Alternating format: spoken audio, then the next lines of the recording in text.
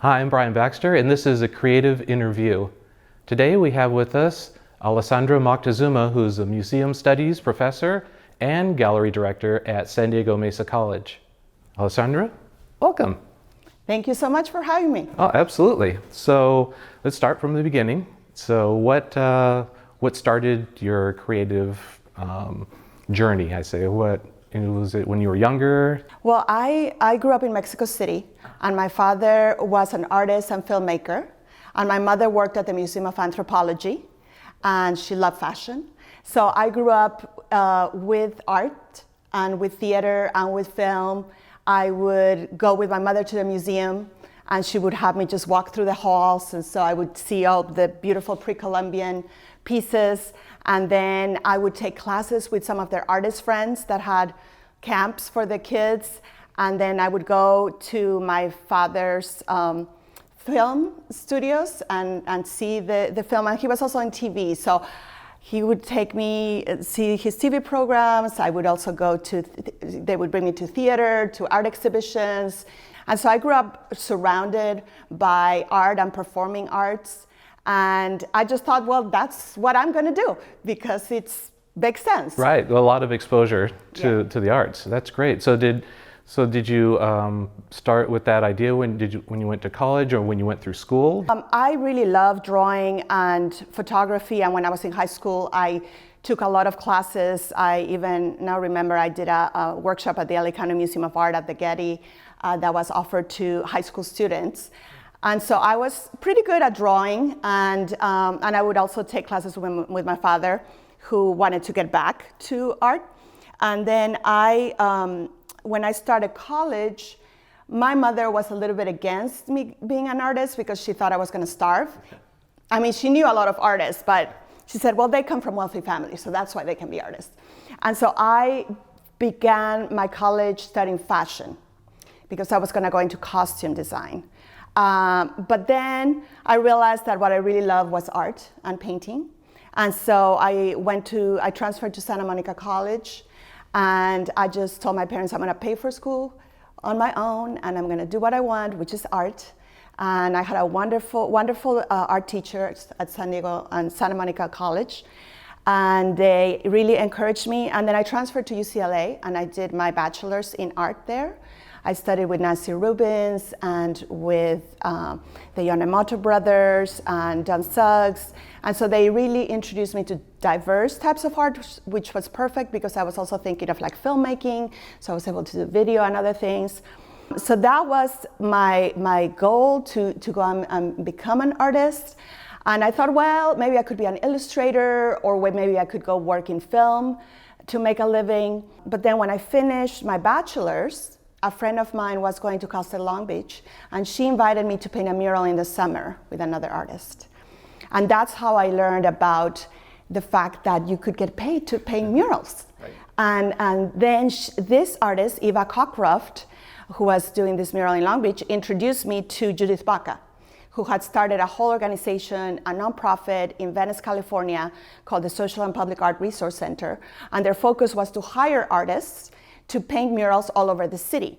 And she had also done a 5-year project, which was the Great Wall of Los Angeles, working with young people, working with artists, working with historians. And so it was my entry into a whole other world of community art. Right. And engaging in what we would now call social practice, but working with people. And so I started working, after working with Eva in the mural, Judy Baca hired me as her painting assistant. And I started working with her, and then I continued working at the Social and Public Art Resource Center doing different things, assisting with grant writing, assisting the gallery curator. Mm-hmm. And so it was a whole education in nonprofit arts management in a way. Gotcha. But I was getting paid. Yeah. And it was a job connecting with a lot of interesting people. And also it was a discovery of Chicano art and Chicano culture, because we had immigrated from Mexico to Los Angeles, but in my undergraduate studies there had really been no classes. I had not sought out really Chicano studies, and working with Judy really opened up that other aspect of the arts, and so it was a wonderful experience. It was as good as getting another degree. And then at that time, I applied for my master's at UCLA, and after my second try, I got accepted. So I did that in conjunction with working with Judy at Spark. I continued with my graduate studies. I see. And so you became an educator, right? And what was the journey there? So is that when you were in school, did you? Well, I decided to do my master's because ultimately I thought that being an educator was what I wanted to do. I liked the idea of sharing my knowledge and my experience with younger generation. Also, there were very few Latina professors at the universities and colleges, especially in the arts. So I thought that it would be good to be there as a mentor for younger generations. And so my goal was to do my master's degree so I could go into education. But being that I was in Los Angeles with a lot of competition, there's so many wonderful artists there. So it was pretty impossible to get a teaching job in Los Angeles. So for 5 years, I actually ended up doing public arts administration for the light rail and subway in Los Angeles, because I had worked with Judy in murals and community art. I had the training to go into public arts administration, and I did that for 5 years. But after 5 years, I sought out other opportunities, and eventually I found out that there was a job here in San Diego. And I thought, well, maybe, San Diego is really beautiful. It still has that connection, to Latino culture. Tijuana is close by where I had family. I also had family in San Diego. So I said, well, I'm going to try for that job. And by that time I had gotten married. My husband is Mike Davis. He's a well-known historian, writer. And so, and he had grown up in San Diego. So he said, oh yeah, let's go, but we have to live in Golden Hill. And so I ended up moving here, applying for this job, which was teaching museum studies and running the art gallery. Yeah. And because as an artist working with Judy, I also really love the idea of working with collectives. And I worked with a couple of collectives. I founded a group called Adobe LA, which was artists and architects opening the border edge of Los Angeles, it was our name, and then with a collective called Collage Ensemble. So I had a lot of practice also working with community, and I did some curatorial projects. And so I was able to show them that I had the expertise to run the gallery. Yeah. And then I also had started a PhD program, which I ended up not finishing, but I also had a lot of teaching under my belt that I had been able to do through those programs. So I was surprised, but they hired me. and so I started at Mesa College in 2001. Okay. So since then, you've touched a lot of lives, come through the studies program. How is that? Have you seen like the creative people come through and just like flourish? Have you seen a lot of that? Yes. Yeah. Yes, it has been really exciting because through all these years, I've seen my students in the Museum Studies program. Many of them went on to doing their MFAs and to become artists. I was also encouraging students to go to schools where they wouldn't have debt. Yeah. So the UC schools are a very good option for that. And then I've had students who are now professors because I've been there 18 years. So I have students who now have finished their masters and are now teaching, which is really wonderful. And I also have students working in different aspects in arts organizations and museums. So it's really wonderful to see your students grow and learn. And my current assistant at Mesa College, full-time assistant for the gallery, Jenny Armour, she also came through our program, worked at MOPA, worked at the NAT. We have an internship component to our Museum Studies program. It's a certificate and an Associate of Arts. And it's pretty unique in the country because there aren't that many community college level Museum Studies programs. But it really opens up the doors to our students to see the options. One of my students just told me before she took my class, she thought that as an artist, you only had the world of like kind of high art world, or maybe, the illustration or commercial world of art, but she didn't, but she was somebody who was interested in social justice issues. So through taking my class, she realized there's a lot of community arts organizations that are doing really great things getting involved in different aspects of the community. And she said, you opened up my eyes to that other avenue. And so what I'm trying to do is offer the students a very broad sense of the art world with I'm trying to break down the concept of these hierarchies that exist. And so I'm trying to open up their eyes to all of the different options and opportunities. And we do have a thriving community in San Diego. We have so many different arts organizations. We have museums. We have alternative spaces. And so one of the aspects of my class is to take the students to all of these different places and just introduce them to the richness of the arts in San Diego, and also sometimes even going over to Tijuana.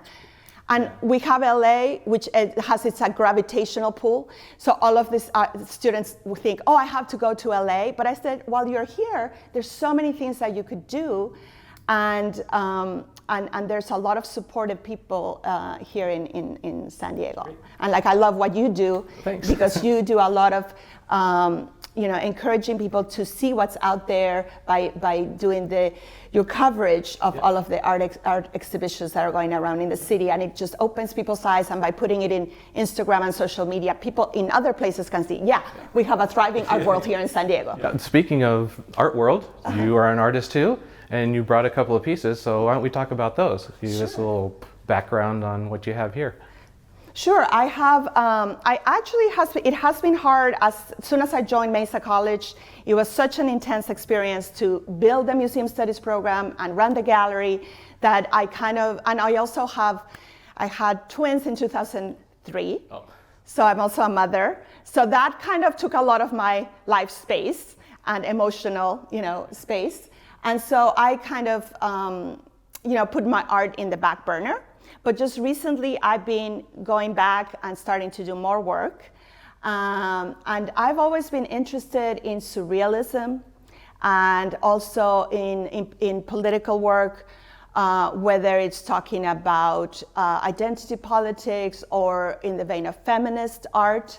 And so these are a couple of pieces that I did actually for my master's thesis. And so they're from 1994 when I finished at UCLA. But this was an exploration of different aspects of the female identity, and I created these personas through these works. And when I was creating these pieces, my mother happened to be in the hospital, so I couldn't really be at my studio, so I had to and I couldn't be working with oils or anything that was toxic. I was kind of being with her, and I was bringing these boards, and I was just creating these works. And they ended up being so different than my other work that my professors really loved them and encouraged me, and they said, you really are exploring a whole other side. So sometimes, accidental aspects of your life can bring a new perspective in your art making. And so these two pieces, this represents the idea of the bride. So this is a woman who's lifting up her dress, and you have a dragon that is actually coming out from under her dress and licking her ear. So it's a mixture. A lot of the surrealist artists examined also the erotic. So I kind of bring a little bit of that into that piece, and the idea of a bride being kind of self-sufficient in a way. Uh-huh. And so as opposed to be relying on somebody else. And so it was kind of breaking the kind of mores of the traditional concept of relationships and marriage. And there's a ladder there that also floats up to the sky. But it's very much about creating also this atmosphere. My best friend, who is also a painter, Celia Ko, we've collaborated in some murals together when we were in Los Angeles. And I visited her in Hong Kong. And I went to see a lot of Asian, Chinese ink paintings and Japanese prints. And so rather than utilizing the more expressionistic, Chicano, bright colors, I moved to something that was a little bit more subtle and atmospheric in its style. So that's one of those pieces. And then this one is another one. It's the woman as a saint. And so she's a woman that it has and I love the idea of collaging, things into the works too. So it's a little collage of a Virgin Mary image. Right. But then the woman is actually standing on ballet, toes, which is very difficult. And it's the concept of a woman having to struggle to succeed.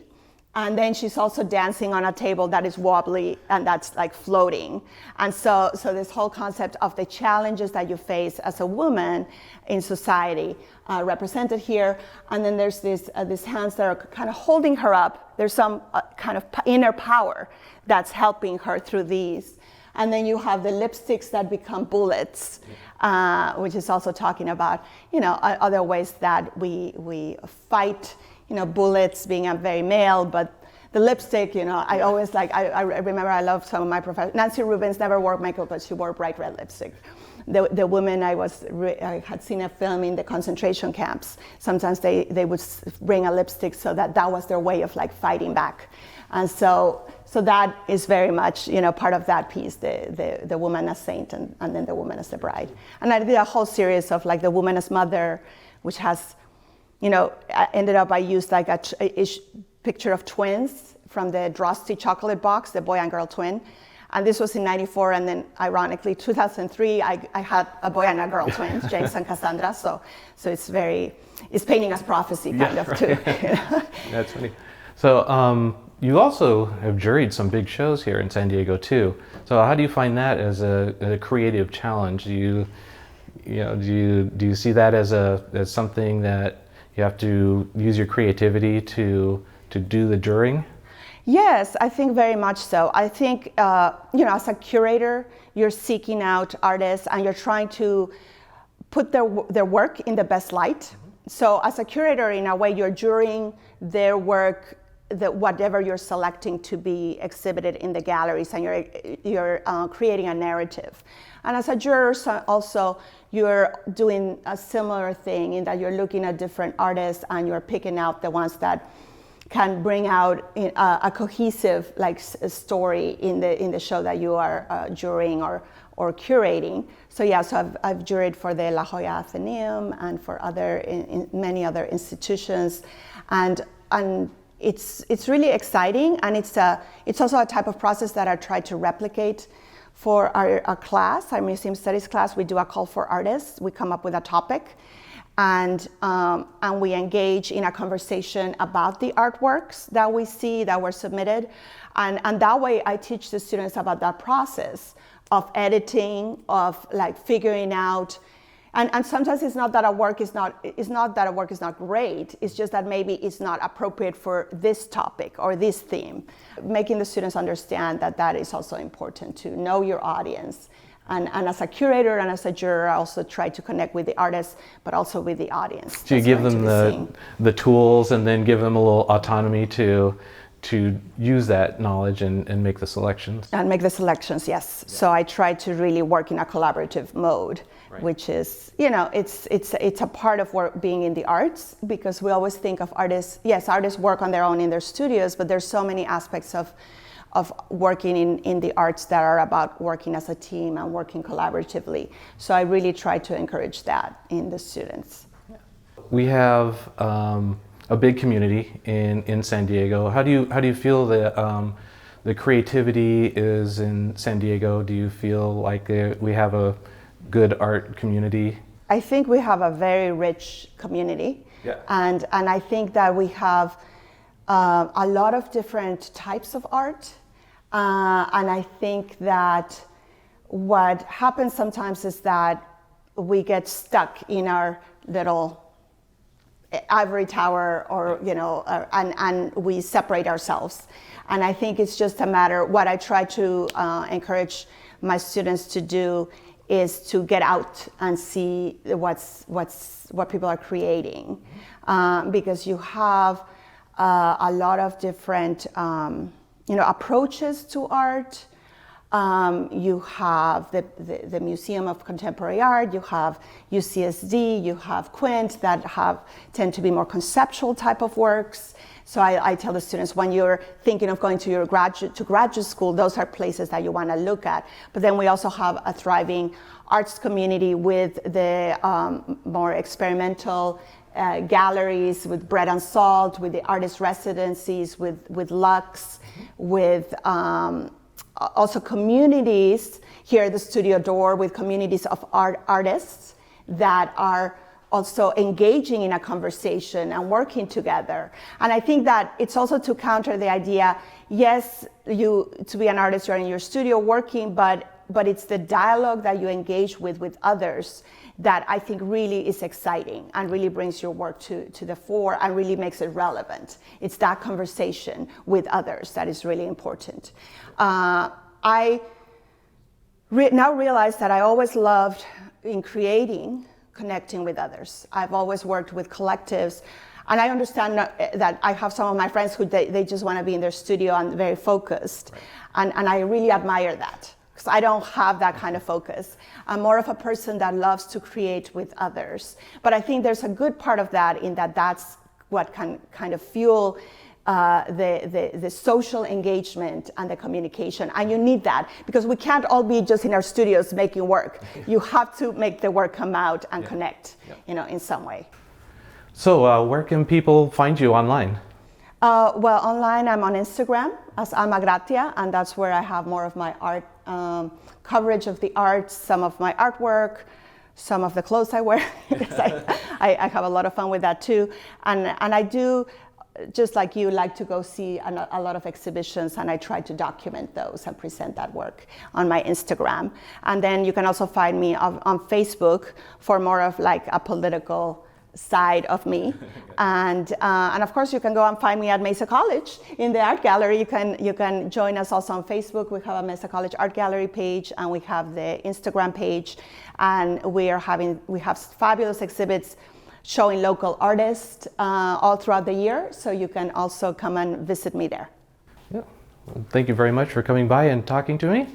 Appreciate all your knowledge and your engagement in the community. And thank you for coming, and we'll see you around town. Well, thank you so much, and thank you for all your contributions to the San Diego arts community. Oh, thank you. Well, that's it for this time for the Creative InnerView. Until next time, stay creative.